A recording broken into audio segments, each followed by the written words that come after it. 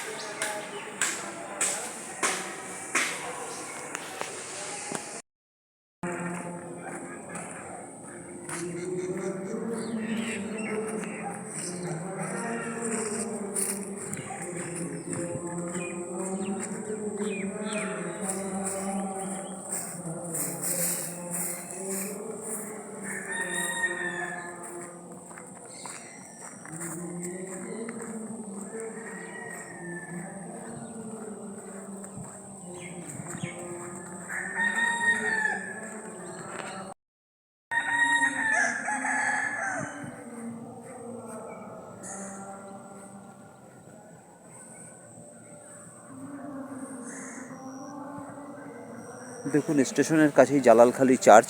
এই জালালখালি চার্চ বিশাল এরিয়া নিয়ে চার্চ। এখন এখানে প্রার্থনা চলছে, প্রার্থনা হচ্ছে। তাই আমরা আজকে ট্রেনটা আমাদের লেট করেছে, অনেক লেটে আমরা এসছি, গাড়িটা অনেক লেট করে এসছে। এখানে 1:45 নাগাদ ঢুকেছি, ঢোকার কথা ছিল 12টার সময়। তাই আমার সঙ্গে আরও 2জন এসছে। আমার এক ভাই এসছে পাড়ার, ওর বাবা অসুস্থ আছে, ওর বাবার জন্য এসছে। বাবা যাতে তাড়াতাড়ি সুস্থ হয়ে যায়, বাবার জন্য আমি প্রার্থনা করে দিয়েছি। আরেক ভদ্রলোক এসছে, উনিও আমার পাড়ায় থাকে, পাশে থাকে। ওনার বউয়ের তার পায়ে শরীরে জল জমে গেছে, প্রচণ্ড কষ্ট পাচ্ছে, বহু ডাক্তার দেখিয়েছে, বহু ওষুধপত্র খেয়েছে, অনেক ট্রিটমেন্ট করেছে, অনেক রকম পরীক্ষা করেছে, কিন্তু এখনও সাকসেস হয়নি, এখনও কিছু হয়নি। তো এই ফার্স্ট এসছে ওরা 2জন আমার সঙ্গে, এই জালালখালি চার্চে পবিত্র মণ্ডলীতে এসছে। এখান থেকেই ওরা রোগ থেকে লাভবান করবে, কোনো রোগ থাকবে না শরীরে, রোগ খুব তাড়াতাড়ি মুক্ত হয়ে যাবে, ভালো হয়ে যাবে। তাদের জন্য আমি প্রার্থনা করেছি, প্রার্থনা যিশুর কাছে করেছি। যিশু বাবা প্রার্থনায় ভালো করে দেবে। আর এখানে ওরা প্রার্থনা শুনছে।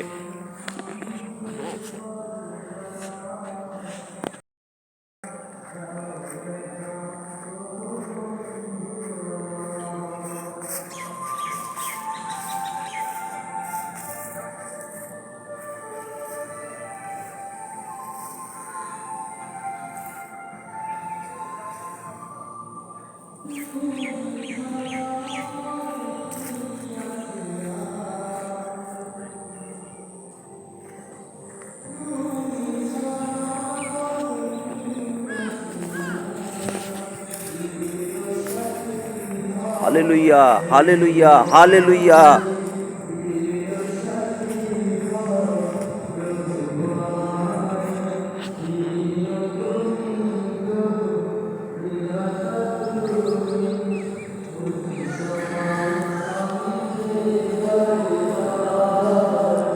দেখুন, এখানে থাকার ব্যবস্থা আছে।